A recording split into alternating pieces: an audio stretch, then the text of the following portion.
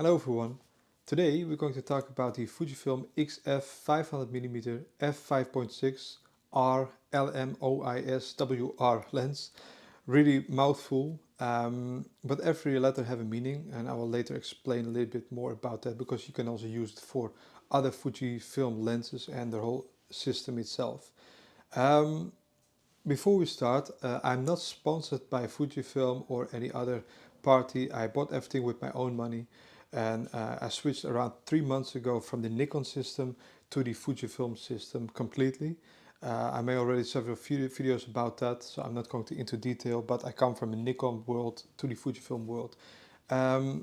So today we're going to talk about this lens, and this is the Fujifilm 500mm.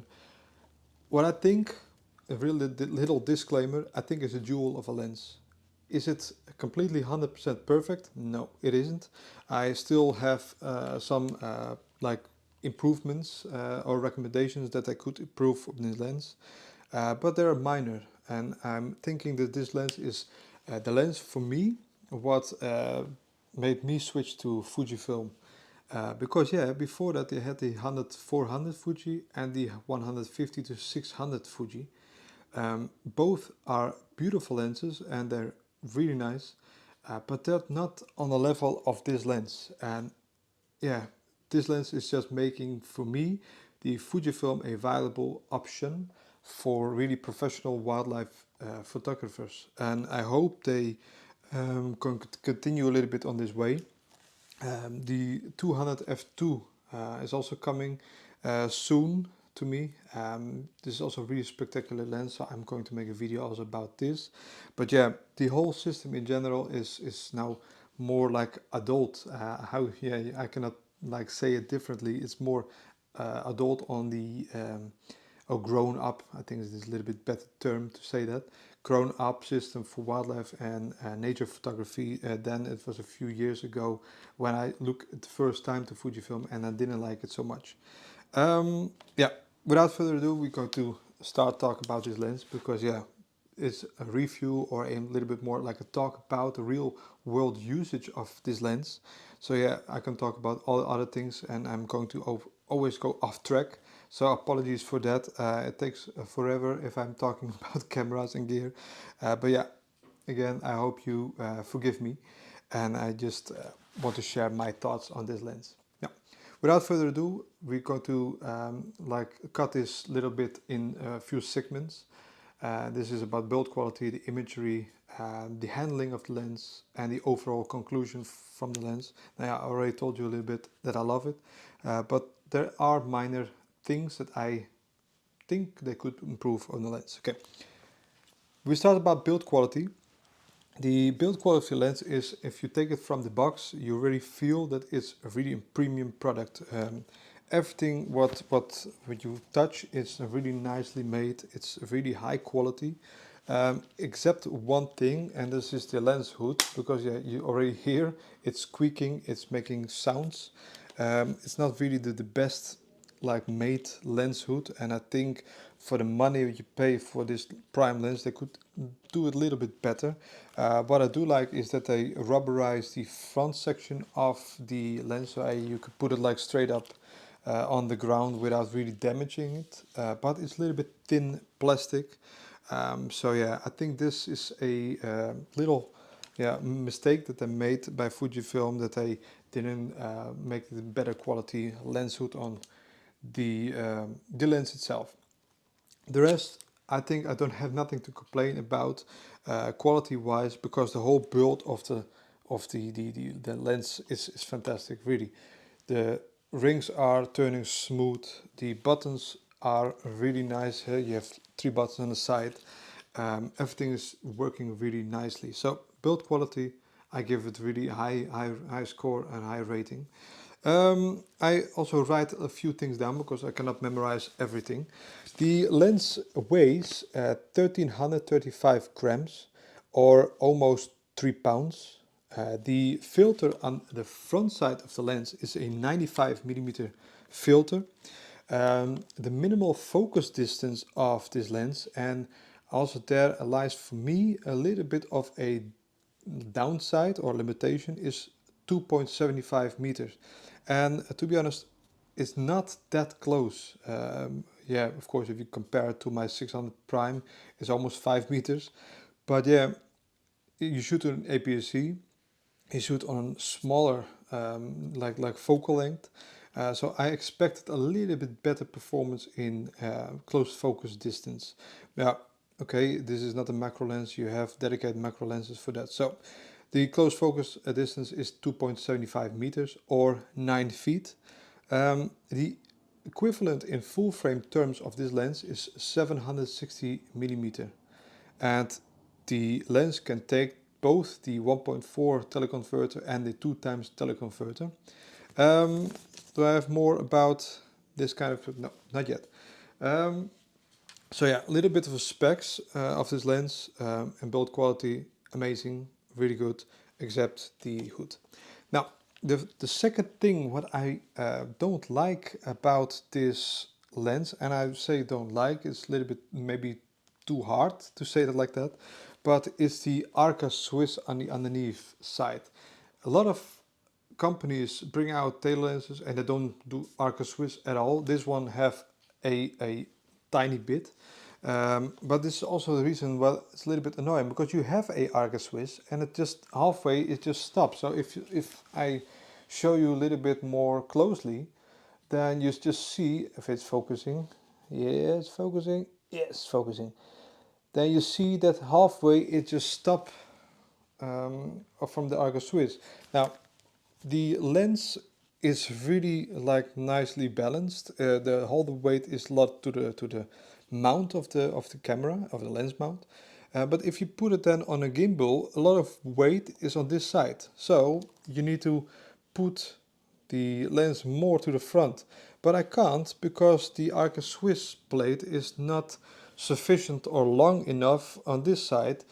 So anyway, I need to then install a Arca Swiss plate for myself to make it a little bit longer like this.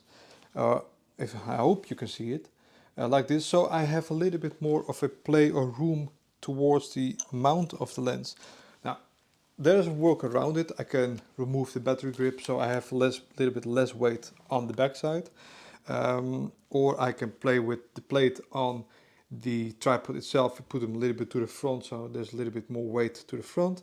But yeah, I don't want to have a compromise in this kind of things. I just want to have everything stable. So I really don't understand. I really don't that they already stopped halfway with the Arca Swiss. Only this bit is Arca Swiss, and the last bit is not Arca Swiss. It's already damaged a little bit because I went a little bit too far back, because I really needed it on this moment. So I already damaged a little bit. So yeah, this is the two downsides of the lens and build quality wise. So yeah, minor things, but I think they could improve, or maybe a third party foot is coming out with a little bit longer reach to the back, so you can just simply balance the lens a little bit more backwards. Now, the second topic what I want to talk about is imagery, the image quality of the lens. Um, Now, this is a really simple one. It's amazing. It's really amazing. I use it on the XH2S, sometimes on the XH2.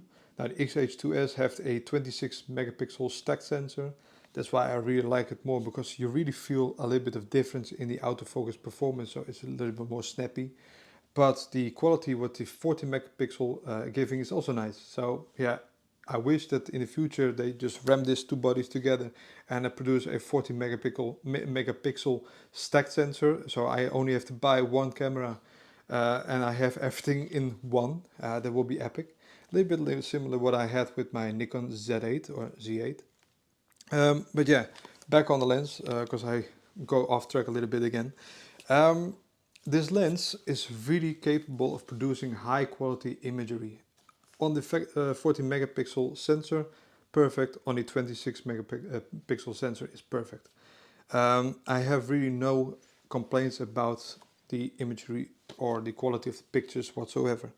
Um, Also, if you look at the photos what is coming out, there is a certain like look to it. So if I shoot, for example, with the Nikon 180 to 600, I had a beautiful sharp picture, but the roundness of the picture, like a little bit of the 3D effect of the picture, was like less than this one. And it could be that it's a prime lens, so there's always a little bit more like optical perfect for this focal length, because yeah, it's just one focal length, so they can optimize everything for this focal length.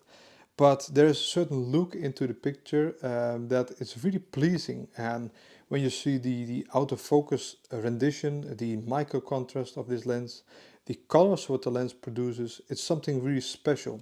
And you cannot find it in any other lenses. I even say that the big Nikon 600mm f4, what I had in the past, that producing, of course, sharper and more detailed imagery than an APS-C in this lens.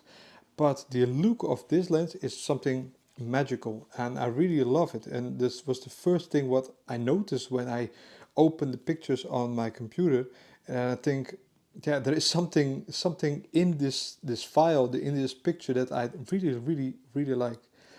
So yeah, the picture quality, image quality, it's sharp. It's really easy to make your pictures with. The autofocus backgrounds and foregrounds are beautiful.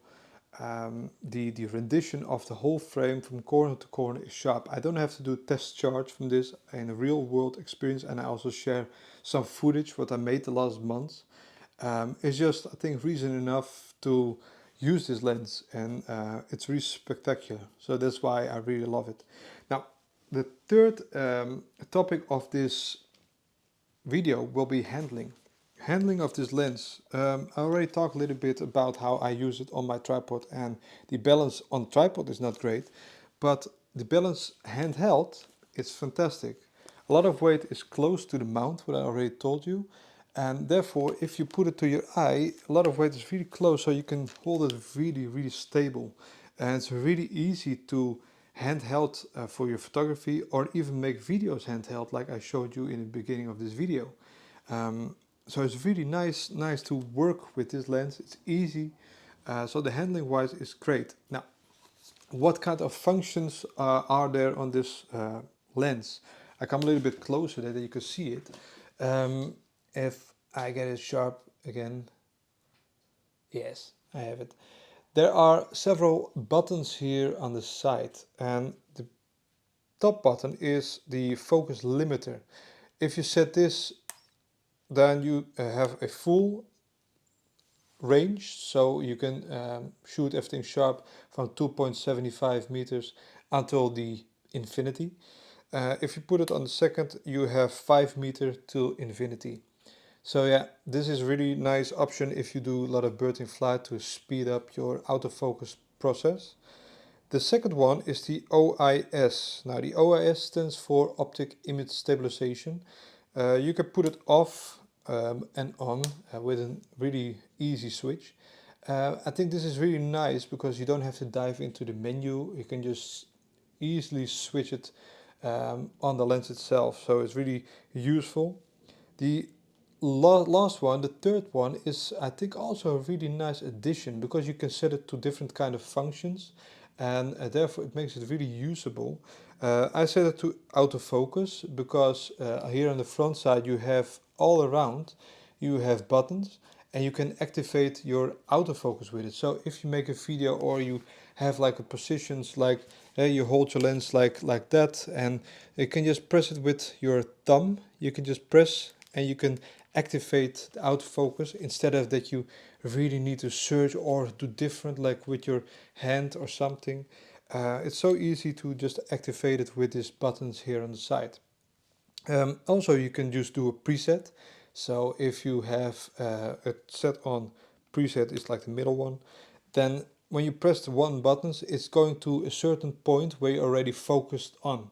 So if, for example, if you sit in a bird hide or you have like a beautiful place and you know that the bird is landing there a few times, you can make a preset on this branch, and you can focus on other things. And if you see this bird coming back on the same spot, press one button and exactly on this focus point you come back. And I think it's really nice. You see it a lot more lenses nowadays, so yeah, it's really nice to have. Also, you have here the knob to turn your tripod color. What I really like about this tripod color is that it has a really smooth feel. So if you make photos and everything, it's really smooth. What I had a problem with my Nikon 180 to 600, this was a removable tripod feet, but if you do it a little bit too loose, it was wobbly. So you put it on tripod and it just had like a little bit of wiggle room, and therefore I just didn't like it so much. So you need to be really careful with this Nikon, and then you can use it, but if you put a little bit too much, then it was wiggly. And this one is really smooth. You can just open it and it stays nice and smooth and no problem. It doesn't have this increments on 90 uh, degrees. Some lenses, when you move around, you feel like tuk tuk. You hear this like sound, and every 90 degrees angle. You know exactly that you have your like lens mount aligned on some place. There is some good things about this, but also bad things, because when I had that in other lenses and I turn it around, for example, I turn the lens around like that or like that, then you have this moment when you reach this point and you want to make a video, and you really see in the frame, you see like little movement. So I'm happy that they didn't do that for the Fujifilm lens. So this is really, really nice. Now, the lens foot is also really great how they, yeah, made that, because on the other side, I lose all the time focus. I hope I don't touch my microphone. I'm a little bit fighting today. I don't know what I have today. Normally it's going much better, but I'm a little bit fighting and struggling today with everything. But yeah, anyway, we're going to just finish this video and we're going to make it nice.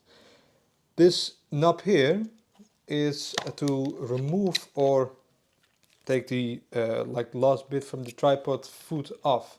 So you just loosen the knob. Here on the front side you have a button. So you press this in and you can just slide the foot off. It saves a little bit of weight. It also saves a little bit of space. But yeah, I use the tripod foot for a different reason.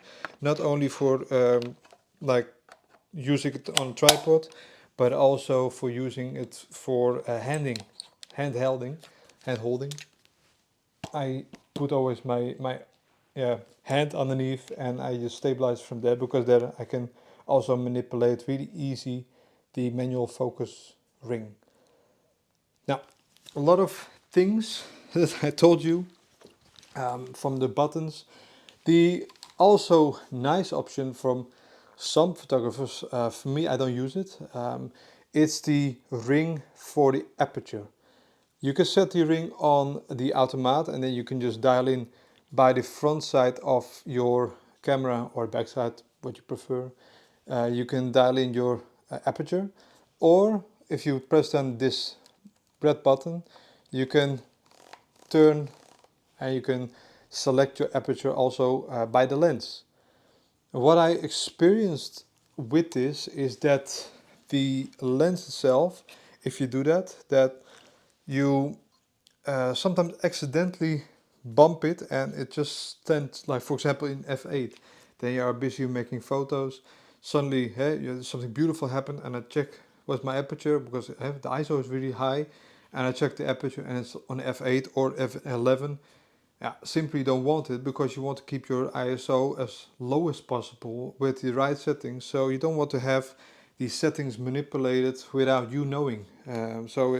Therefore, yeah, I really don't use with this the aperture, so maybe I'm one of the few Fujifilm users who don't use the ring on the lens itself. I wish that I made a lens without numbers and that you could program it, for example, for other things like the Nikon ring or the Canon ring.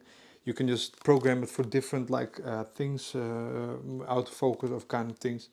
That will be epic, but yeah, for some people in the Fujifilm community, this is one of the reasons to switch to Fujifilm. So yeah, who am I? I'm the only one who don't use it, so who am I to say that? If I put it on automatic, it's kind of locked by this button, so it's not like easy to bump it and to put it in different settings. Now, the lens color itself have also this kind of like ears openings that makes it really nice, because sometimes also when I give my workshops, for example, I see people walking with relatively big lenses. They're heavy, for example a 150 to 600 Tamron on a full frame lens. It's still a lens from 2.1, 2.2 kilo. If you put all the weight and you carry it on your camera, all the weight is here centralized on the camera mount, and this can be that the camera mount breaks or become a little bit like loose or a little bit play in it. Yeah, simply don't want it. If you have a tail lens, you always carry the lens itself and not on the camera. So if I take, for example, my big design strap. I can use it to montage it on the camera, but I always then montage it or connect it on the lens itself on the eyes. So it's a really nice feature of this lens, because not all lenses have this. And if you don't have this feature on your lens, then I suggest that you make some kind of plate on the underside that you can hang it from there, or make it like an eye or something. Never carry your tailor lens from the camera or the hang system from the camera itself, because you stress the camera mount, lens mount too much, and could break and possibly get like water in because it's not connected or sealed good anymore. You can, all kind of problems you can get. So always use, if you have lens like strap, like eyes on your lens, use that. If you don't, put something on the underneath side. Yeah, really nice feature from this lens then. Then we have the manual ring. So this is this black band, rubberized band, is for the manual focus. To be honest, with the Fujifilm system, manual focus is not the greatest. Sometimes if you really want to make like small adjustments, then it's just a little bit jumpy. So it's, you see that you make like a small like kind of manipulation or like movement from the lens, and then it's jumping too far or jumping too far back, and it's not really smooth. If you compare it to my Nikon, the Nikon was on this aspect much nicer, because I can put my hand on it. I can really like detailed like minor changes, and therefore was the the manual focus much nicer. It doesn't say that this one is terrible or something, but it could be improved, I think, by firmware. And I think Fujifilm needs to address that if they really want to do something for wildlife photography, because you work with tail lenses, and tail lenses in general have a really shallow depth of field. Even if you use a 5.6 lens, it's still a really shallow depth of field. So if you do a little bit of a manual focus, what mostly you do in like video, then yeah, you want to have like really super accurate manual focus, throw and movement. So I hope with a firmware update that I can improve that a little bit and take this jumpiness out. That will be really great. It makes it even better. Um, the buttons, I already told a little bit about it. There are 4 buttons on the barrel itself. You can program these buttons to different functions. I use it for my autofocus, so if I hold my lens like that and I'm standing on the water edge and I'm making a video like that, I can press with this button, I press the autofocus. So it's really great to use like that.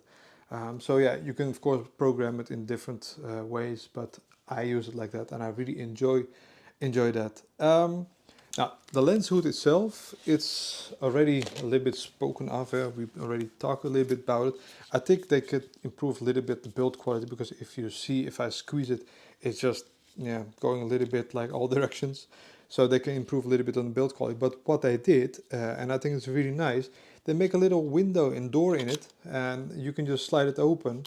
And when you have, for example, a polarization lens or a variable ND filter on your front side of the lens, you can just open it and you can just adjust the level of your ND or your polarization, and you can just close it again. It's really nice feature because you don't have to grab into your front lens, and with the chance that you put your dirty fingers on the front side of the lens and everything. So yeah, I really like this feature. They should include that more in a different like lenses and tail lenses from other brands. The 100 to 400 and I believe also the 150 to 600 also have this door. So I think Fujifilm really do a great job for having extra like functions for this lens hood. Only I wish that they make the lens hood a little bit better quality. Now, it's a little bit of a run-up and a summary of this lens, what I like and what I don't like. Yeah, I shoot a certain way. It doesn't mean that you have the same problems as what I have. Um, it's a really fantastic hand-holdable lens. It's really lightweight. What I already told you, the balance is really far back to the camera. So if you put it like on your eyes itself, it's really easy to handheld. Um, it's a really spectacular designed lens. with some little improvements what I could make. But yeah, maybe there are third-party brands that make a new lens food for this lens, and I will just buy it. Now, also handling of the lens is a beautiful white finish color. It's not like really like white, but it's like more like a pearl kind of finish. It's really beautiful. But yeah, if I sit, of course, in a bird hut, then I dress myself like dark clothes. I put my camouflage on. Yeah, and if I just point this around, it's a little bit like a beacon of light. Then all the animals are scared or just see it, you know. So I'm not a big fan of this white finish. I rather see it in black. They do it because the thermal effects on for example, the sun is shining on the lens, and it keeps the lens a little bit cooler. So the thermal effects on the lens for negative side is a little bit reduced. But yeah, if you see this lens on the GFX mount, so the medium format from Fujifilm, it's this exact same lens, but this one is black.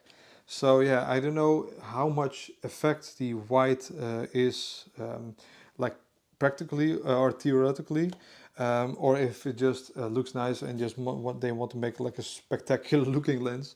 But yeah, I suggest one of the accessories for this lens is a lens coat. I take it off because I just want to show you guys a little bit how the lens feels and how the lens looks from the box. But yeah, one of the first accessories what I suggest you need to buy for this lens is a good protection. Oh, I have a package. Up. So yeah, I get a package, so I need to run to the door. But I suggest one of the first accessories that you buy is the lens coat. So buy just a nice lens coat. You can find them everywhere. AliExpress, you can find them from lens coat itself. It doesn't really matter. It's just like a little bit what you prefer and what kind of environment you use it. For the winter, I have a winter version, so it's like more white with leaves, and this is more for forest. It doesn't really matter. It's just about a little bit of protection of your lens. So yeah, this white finish, it looks beautiful, but it's not necessarily needed for me. I prefer it in black. Also with this white, and I use the lens the last 3 months really intensely, and I didn't bought the lens coat in the beginning because I really want to show, of course, everybody this really beautiful white lens. There's a little bit of scratching already on it, so the lens of the sun hood, the mount for it is already scratched. The like hanging system is already like scratched a little bit here. So yeah, if you want to keep your resale value of the lens, then you really need to have a protected coat around it. So I just really suggest to do that. It makes it everything is a little bit nicer and better. I think I have made a summary of everything already. Um, Also, handling of the lens. Of course, this lens is made for tele pictures or pictures on longer distance or for wildlife and nature. But sometimes you see this really beautiful little like bee or wasp or something or fly or something that you want to just take a photo of, and it's a little bit closer. It's 2.75 meters. It's a little bit far. It's not really beautiful like macro function on this lens. So I really wish that it was a little bit closer, but yeah, I think the design of the lens would be differently. So yeah, this is just for me a minor complaint because when I shot with, for example, the OM system, the 150 to 400, it was really epic to make like really close-up imagery. And also this Olympus or OM system 300mm f4 Pro lens, the prime lens, was also really spectacular. You can almost use it as a kind of macro lens, so it's really spectacular. But yeah, I'm complaining about things, and everybody complain about things. So yeah, we need to just buy a macro lens then if we really want to do macro. Or the 70 to 300, by the way, because I also have the 70 to 300 Fujifilm now, and to be honest, I was really surprised about the close focus distance and the capability of do semi-macro with this lens. And this lens will be the next one what I make a video of, because I want to test it again a few months. I will take it to Norway, to Dovrefjell, because I take this lens also to Dovrefjell. I bought really a lot of extra gear and things, and I'm full preparation of this trip, a little photo adventure. So yeah, I really like it to make the coming weeks about videos about what kind of gear I bring, what my preparations are, my planning. I really like to just share it with you guys. I hope you also like it. Yeah, whole summary of the lens. It's a spectacular lens. I really think this lens is making Fujifilm a viable option for professional wildlife and nature photography. And this is the first moment that I took Fujifilm seriously on wildlife and nature photography, like genre, because there was always specialized more at the landscape, the street photography, the portraiture with the XT5 or the XT series. Then the XH series comes out with the XH1, but it was not really like autofocus was not there. The battery or the battery the usage of that was really short. You need to use 3 batteries for 2 hours of shooting. I also tested this camera a few years ago.